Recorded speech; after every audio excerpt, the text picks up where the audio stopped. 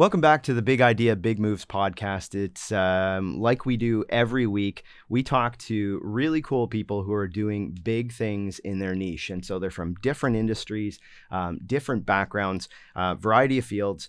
And we really try to tap into some of the things that are making them successful in their areas, but also ask for some of their tips and tricks and things that have really worked for them in the last little while. So we are going to do that today. We've got some really cool guests coming up. Before we head into today's episode, though, I want to acknowledge the listeners and the viewers because without both of those people, obviously, these chats don't really mean anything. So I do want to share two reviews that we had recently. And one of them is from Phil Buckley01. And I'll just read it out so that, we get exactly what Phil said. He said, Jamie, thank you for an excellent interview with Nina Purewal.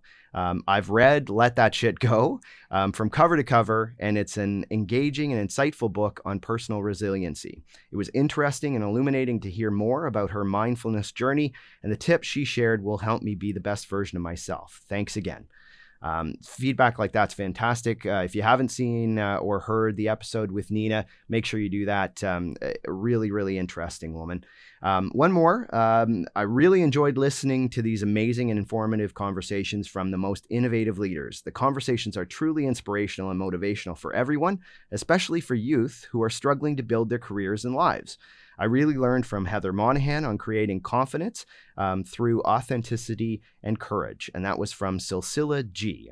Hopefully I pronounced that appropriately. Again, if you haven't listened to Heather's episode, do that. Again, a fantastic episode, and she's been doing great things all over the place right now. One other quick shout out is to one of our sponsors, FNX, fitness apparel and performance supplements.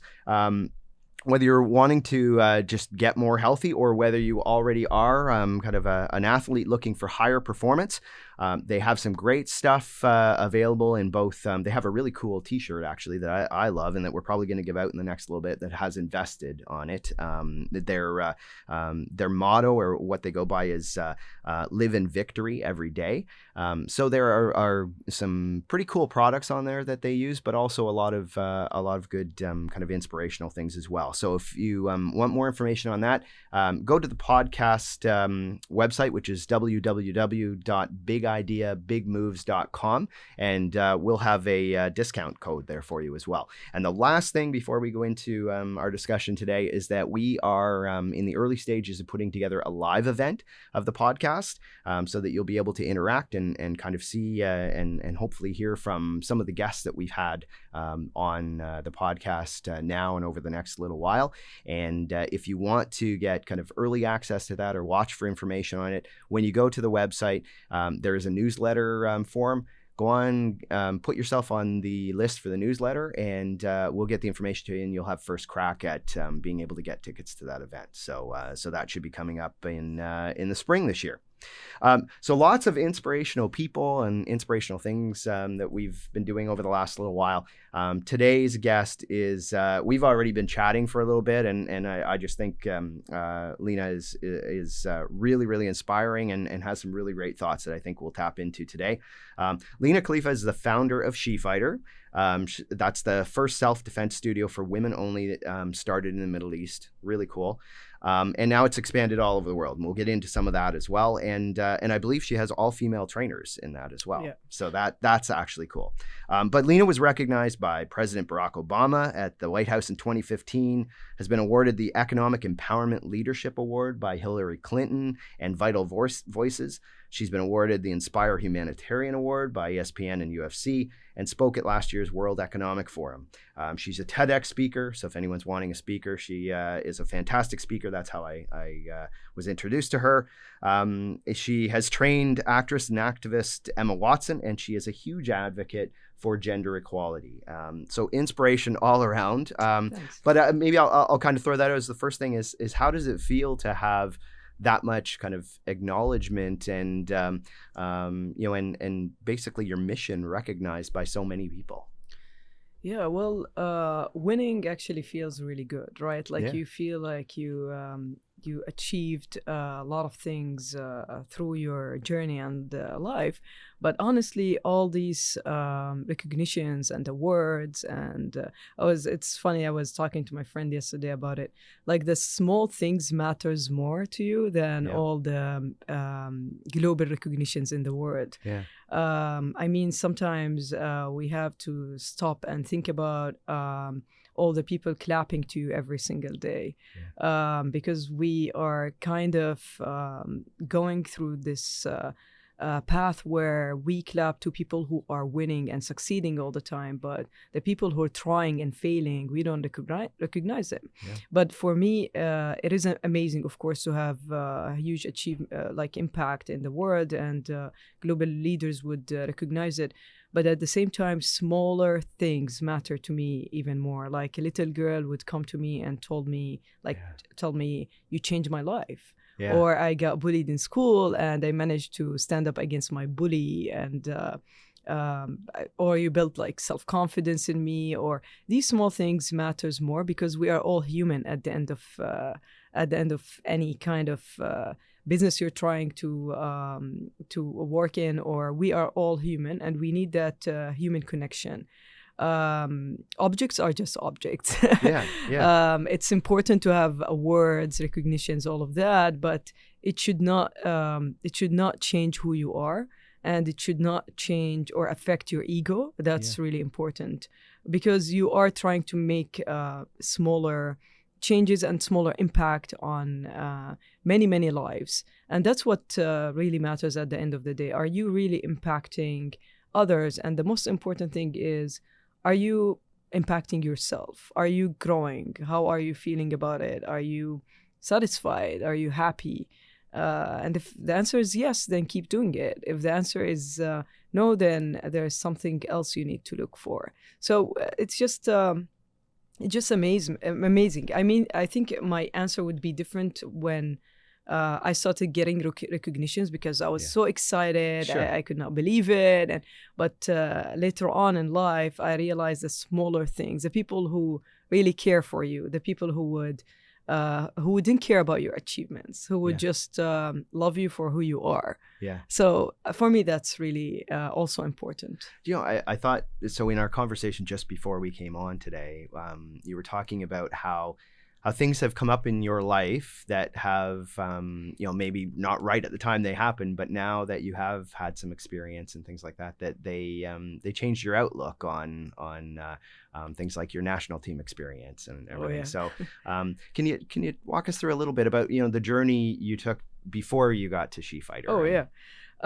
So when I was a kid, my parents enrolled me in Taekwondo, and I just found Taekwondo is my passion at that time. I had a lot of energy as a kid. I was going outside in the street a lot, and boys wouldn't accept a girl to join them in like a soccer game, or so they used to beat me up a lot, and I beat them back. And that was like my childhood. So then my father okay, that's it. We need to enroll Lina in like a fighting school. Because she already have all this, fighting skills. She needs to put them in order. And that was the best, because the moment I tried Taekwondo, you just know it. Like, I felt home. And I felt like I belonged to this community where everybody's highly disciplined, respect, and dedicated to the training.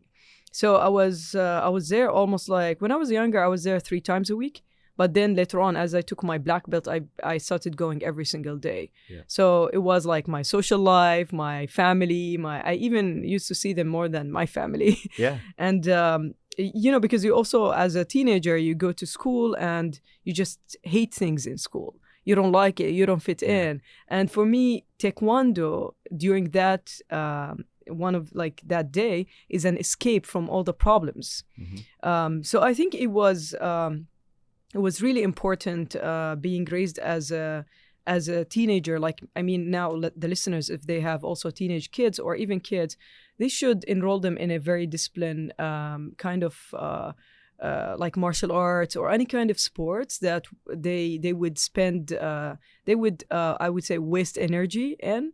and at the same time they would spend their energy in something beneficial for them later on in life. Right. Because it helped me later on creating my business and just committing to all these people that I'm working with, and all the values that a lot of people lack, like also, like also be on time or respect other people's time, or all of this I had to, I learned it from Taekwondo, from martial arts.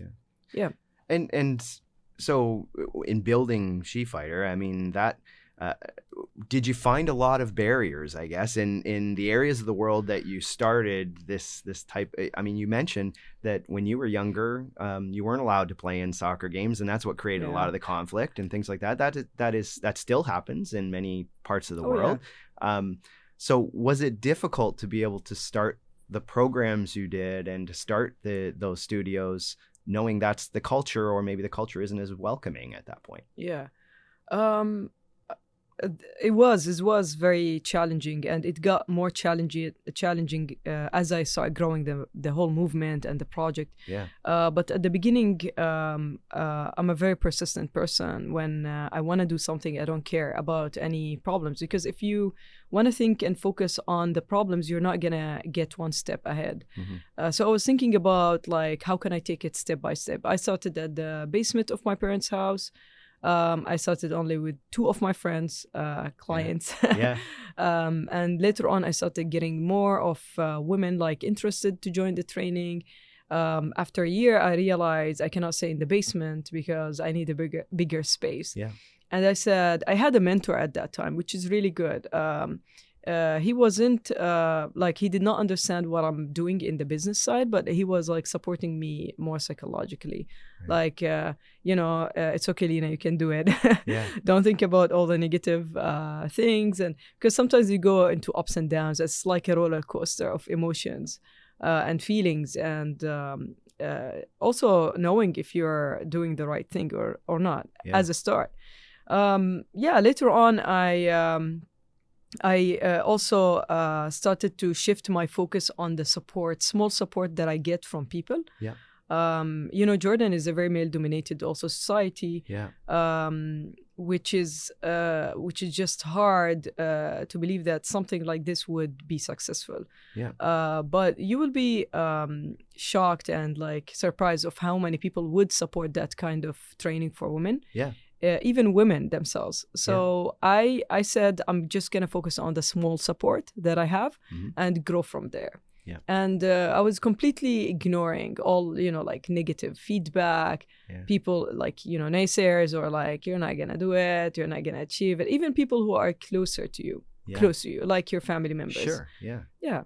And, at that time, like, a lot of people would be affected by people who you love them a lot because their decision matters. Yep. But they can damage you really, like by saying one thing that they don't believe in you or your mission, whatever. Yeah. They can really hurt you. But later on, I realized it's just an opinion, whether they're close to you. And whatever mindset they're coming from has been developed over time based on their experience. Right. Yeah. And it's not necessarily meaning to be, negative or whatever, but you're coming from that experience. Oh, so. Yeah, for sure.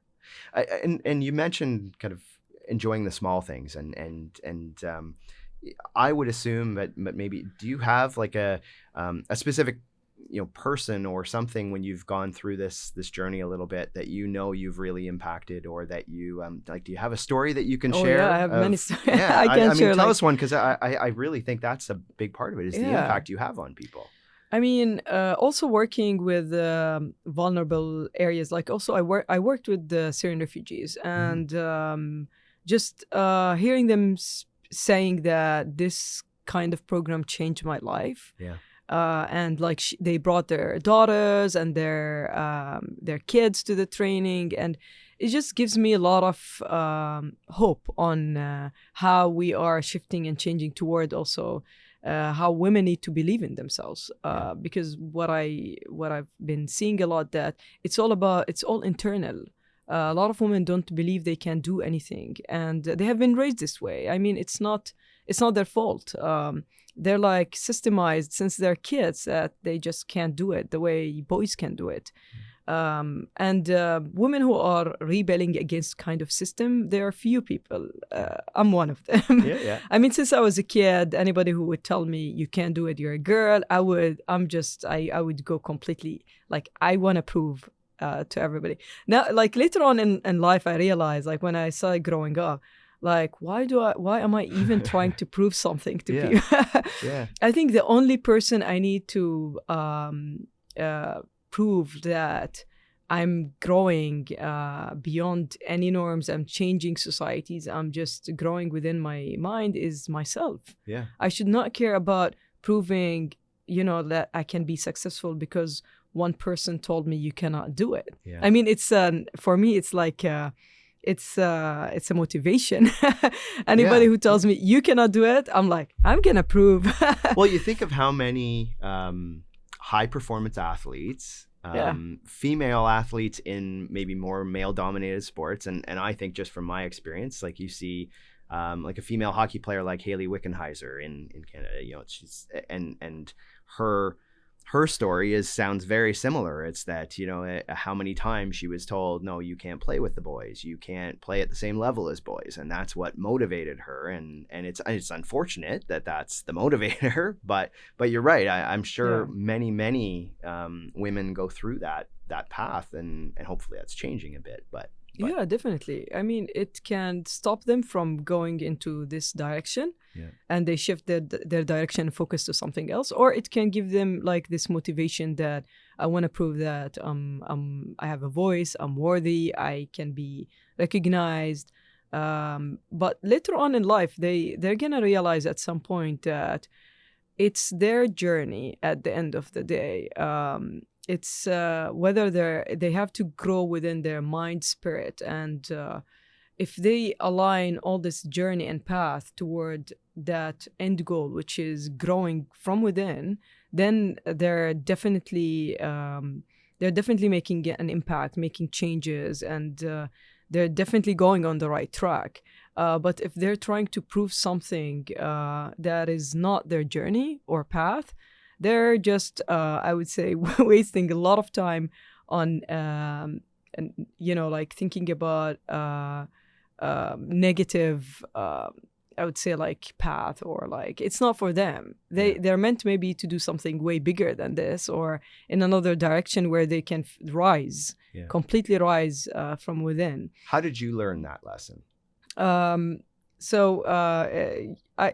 I think I talked to you before about that. Yeah. It started with joining the national team in Taekwondo, where my dream at that time was to be at the Olympics and win the gold medal. And I was 100% sure I can do it because I'm a gold medalist for many years in my country. And I knock all the players out in like the first few minutes, and I was known for being really strong. But then the national team had this kind in Jordan. They had something like they select few players to represent their country in the Olympics. I wasn't one of them because I come originally from Palestine, not Jordan. Yeah. So that's where the conflict starts. Yeah. I mean, I do have, I'm born in Jordan, I'm Jordanian, but we have this kind of racism where, where your grandpa coming from. Yes. Were you like refugees from Palestine, 1948? Yes, but I never visited Palestine. Still, you're treated like Palestinian, which is so sad, Yeah. And they were trying to push me away all the time. Every time I win a gold medal, they're like, they do anything to get rid of me. Wow. So I was fighting, pushing myself like, no, I can do it. They just have to believe in me. I'm strong enough. And even my parents said like, you're just trying to prove something to the wrong people all the time. Yeah. Why don't you just quit? And I told them, no, I've been training for like 15 years or more. I'm not just gonna quit because some, stupid people have like with like high profile in the federation. They want me completely out. So I was going against the flow of life in trying to prove to I would say it was in my community. It was in my my vibration or energy. It wasn't the right place for me because they never believed in my abilities, even if I get the gold medal or not. And they just had few people in mind that they want to send them to the Olympics to represent the country. Yeah. So life kind of happened things happened by itself, because I was trying to push myself to wake up every day at 5 a.m., go to this routine of training where I have to run for 2 hours and then like do 3,000 skipping rope. And then it's like this crazy routine. And one day I was running at 5 a.m. I hated waking up to do this. And I just twisted my ankle and broke my leg. Yeah. And of course, they could not, they find it the best excuse to kick me out of the federation. Then when I healed after 6 months, I tried to prove myself again and get back to the national team. And bigger things happened where like I injured my knee, twisted completely my knee, because they did not want to send me to represent Jordan in Korea at that time, to compete in a global, one of the global world competitions. Yeah. And I was very qualified to do it, but they just the same. They wanted to get rid of me. Yeah. So life happened, and I just injured my knee, twisted my knee completely. I had to do operation, and then I went completely into this dark side, where like I thought, life, if you push yourself, you're gonna achieve things. That's what they teach us. Never give up, or work hard, but sometimes if you're going against your path or your journey, life would start, first life will push you, then life will punch you, then life will, like an accident would happen, throw you completely, knock you off. But that's where I learned that I need to, of course, it was hell staying in bed for, especially if you're an athlete and you have this routine of intensive training, your muscles will hurt if you stay in bed. You feel like you need to move. But at the same time, when I got injured in my knee, my muscle in that leg completely, I lost completely the muscle. Because once you have an injury, the muscle would, it's like you go to zero muscle. You can't even lift your leg. So it's like you go completely all over again, building yourself, which annoys me because it took me 15 years to reach that level. Now I have many injuries. And I was always mad at life, like, why, but then I realized later on in life, when you don't listen to signs or kind of life talking to you, like, this is not your community, leave. You got signs also from other people telling you it's not meant, it's not for you. It will, you will attract injuries and sickness to your life. So when you are not happy or trying to prove something to others, or if you feel miserable, just take a break and think about it. Or it will be like later on, because now we heard about a lot of people also die from like cancer, Alzheimer, whatever, but this developed through years, through years of a lot of, anger and hate and stress and everything inside of us, that we keep pushing ourselves that we can do it, but it's not our path to take. Maybe we're better somewhere else, but we need to give life also, like, we need to be patient with life. It's like we cannot get the answers right away. It's like we're gonna get it with time, trying different things, and when it feels good, go with it. Like I did try. You know when it's the right thing. Oh yeah, you just know it. The same way I knew when I joined Taekwondo when I was a kid. I knew the moment I got there, it's like my community. It was, and Taekwondo is like still one of the best disciplined sports that I've ever tried in my life and trained. It's just the national team wasn't for me. The vibration and the intention of the people. And that's not just athletics. Every area. I think of how many people we've talked to that were in a corporate job that, they thought, same thing. I've been pushed. I think if I just keep achieving, and then you get to a certain point and it's, well, what am I doing all of this for?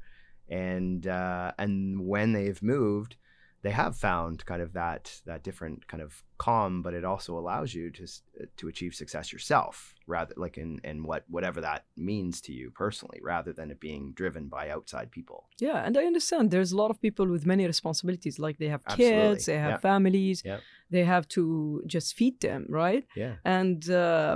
And giving up on this job, it can be like there's no food on the table. Absolutely. So sometimes it's just a balance of it's like all choices and decisions, and some path will be harder than other path, but it's at the end of the day, I think the most important thing we need to care about, other than achievements, or our health. Yeah. Are we really healthy? Are we happy? Are we mentally healthy? Yeah. Because I think now in our time, especially now with many developed countries, I think people suffer from a lot of depression, anxiety, stress.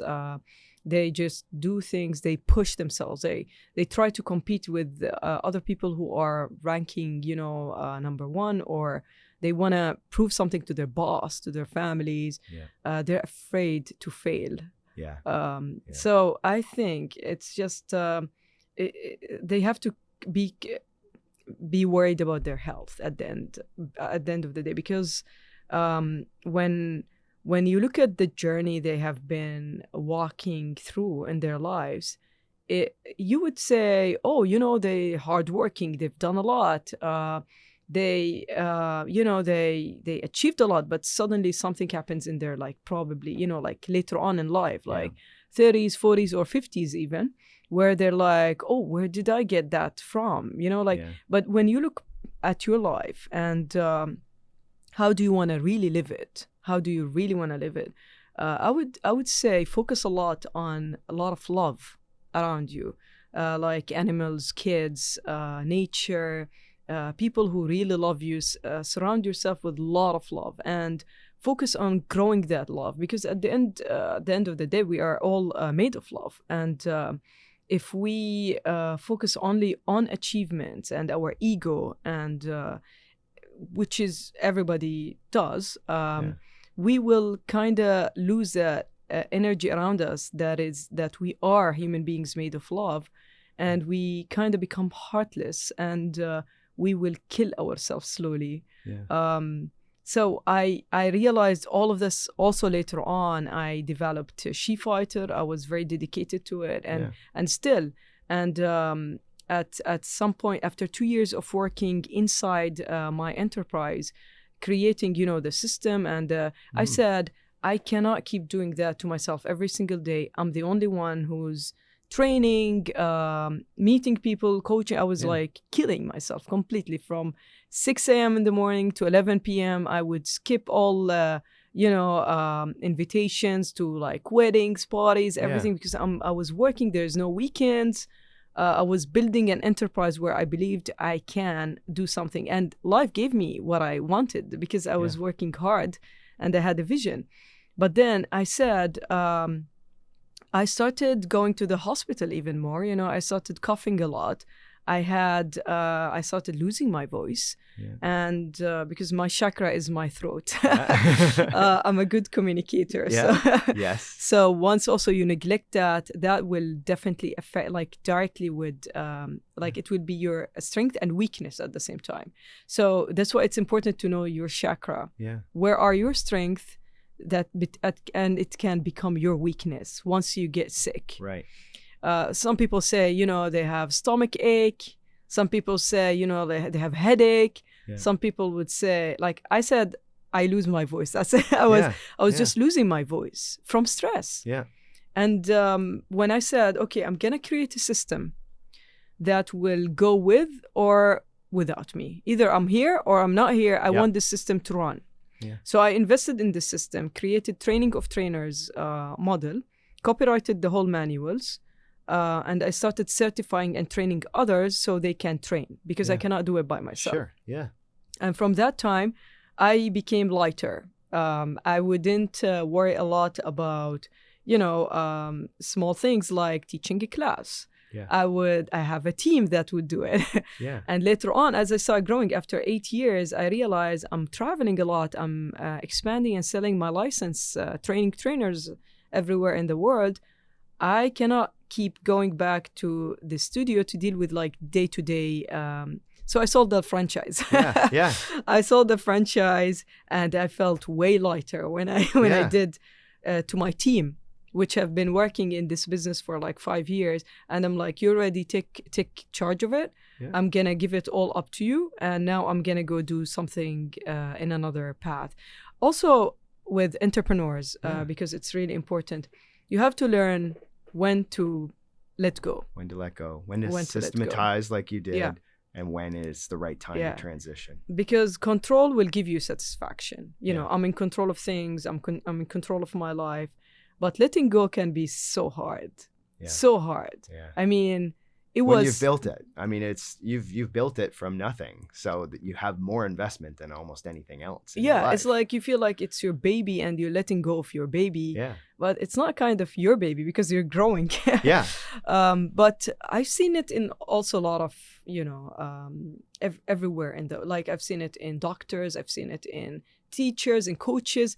They don't want to let go of their position. Yeah. If they let go of their position, it means they're worthless. Yeah. That's how they feel. Like, okay, now I don't have control over my staff, my job, but once you make that step, it's so hard, it's so difficult, but it's like, it's just, it's like you become lighter suddenly. Yeah, it's freeing. It's freeing. And then you start seeing and focusing on bigger, wider picture. Yeah. Not just day to day. Well, I think of now, you've gone beyond that, and you spend a lot of your time inspiring others through your story and through what you do behind, the story behind building the business, and help people kind of help them through their path. And you probably have a much wider impact than you did running that piece of the enterprise. It's just it's making the transition. Yeah, I mean, I'm very happy to see my teams everywhere, even in Germany. Training and providing workshops, classes, seminars. Jordan, when I decided to sell the license, suddenly the team they always rely on me. Like Lina is like the boss. When she says something, we do it. But when I told them, I had to meet with them and told them, you can do it by yourself. You're certified. You're the best. Yeah. You can do that in Jordan, in many rural areas and in the city. And at the beginning, they were afraid, of course, no, we cannot do it, but, without you. Now, my team is running many projects, workshops, and I stay in touch, of course, with them every single day, just to keep them motivated. Yeah. And I would help them even set up like a whole new Instagram account, website, everything. I take them through, like, it's not just I would tell them, okay, I trained you, you're on your own. No, completely we stay connected every single day. Even my team in South Korea, even the women in Mauritius, it's just believing. People also need somebody to believe in them. Yeah. Push them. Yeah. Like, you can do it. I'm here, and I'm gonna teach you how to do it. But you have to take steps by yourself. Yeah. And that's how I've been working with women, building more leaders. Yeah. Than just trainers. Yeah. Now that's one thing that. The first place that I connected with you is you were on a women in leadership panel, and I found kind of your how you looked at that kind of whole not just the panel and the interaction with the panel, but your philosophy behind how to kind of or behind gender equality. I thought was interesting, and I'm wondering, can you expand on that and just kind of what your thinking is around how do you change some of that? Yeah. I've been speaking to hundreds of conferences, invited to speak. I love speaking a lot. Yeah. I said it's like my strength, my chakras, communication. Sure. So I noticed in a lot of, in all the women panels, all of them, every one of them, I've been to the even World Bank, I've been to even they had like one time a panel in the White House, everywhere in the world. They always finish with this question. We have few men in the audience. We hope that we can get more men to support women leadership, or women moving on in life, building their careers. And we need like more support of men. Like more advocates. More advocates, yeah. Yes. They always seek, so I always felt that they always seek the approval of men. Yeah. While in men's conferences, men's panels, men's soccer, whatever, football, or like even, they never ever said, we need to have a woman to, to balance it, or they always just do the work. They kind of don't care if there's like other genders on the table or not. They just do the work. And they just told them why women all the time seek approval from men to do the work or to have an opportunity. They can create opportunities by themselves. You don't need to wait to get more men on the panel or men in the audience so you can do what you want to do. You have to do it anyway, with or without them, whether they support or not. And there's women who's going to support you, and there's women who's going to go against you. There's men who's going to support you and men who will go against you. I believe it's just gender doesn't really matter at like when you're moving in, because I created also my system and my enterprise in one of the most male-dominated societies. Sure. I had a lot of friends who are men but I never looked at gender. You know what I mean? Yeah. Like when they tell me, oh, did you face this obstacle because you're a woman? I never thought about it. Yeah. I thought like I face this obstacle because everybody faces obstacles in life. Yeah. And they should just go and solve it. Right. But would you say there are more obstacles or barriers for women? Yes. Oh, of course. But if you keep thinking about it like this, you will never move ahead. Right. Okay. Yeah. If you think about that it's just an obstacle and I'm going to solve it, it doesn't matter your gender, you're going to solve it. Like I had obstacles from government. I had obstacles from like anti-smuggling department, even one time like completely, the 6 cars, big Chevrolet cars that just surrounded my car, and like 20 cops came outside. And like if someone else maybe would say because I'm a woman. Yeah. But I did not solve it that way. I had to solve it with communication because there's no other way. At that point. Like, how is your day, officers? Why am I being also positive mindset all the time, even if they go against you. Like, why do you look like this? And you're like, you just don't go against it like with a negative reply. You're like, well, I'm an athlete. I train in Taekwondo. That's why I have a short hair. And completely switch the topic to their families. Like, do you have kids? Do they play Taekwondo? And suddenly they forget about why they're trying to arrest you. It's kind of making that personal connection in some way. Yeah. It's like anything else. When things aren't, when you don't have a personal connection, it's really easy to be stuck in whatever your mindset is. Yeah, I think you need to be smart in many countries to solve problems. You just need to use your brain. Yeah. Wow. And so one of the things, one of our previous episodes, we talked to Joe DeCina, and I think I mentioned he's the CEO of Spartan Race. And his idea, he's very into functional fitness and endurance and things like that. And one of the things that he does, I don't know if you know the story, he was helping an individual lose weight at one point. And one of the deals he had with that person is that he would carry a kettlebell that was the weight of whatever was lost during that time period, so that he was carrying the extra weight this person was losing. And every day, at least until a certain time period, he still does, but it's not the same weight as the person lost, but he carries a kettlebell with him every day. He gets up, he's that person who gets up at 4:00 in the morning and does a workout and does it with his kids. So it's that very kind of almost a militaristic kind of way of looking at fitness and wellness. And I'm just wondering if you were to say what your philosophy is around it, how would you articulate that? And how does it differ from something that, everybody has different ways of looking at it, but that's an example of one. Yeah.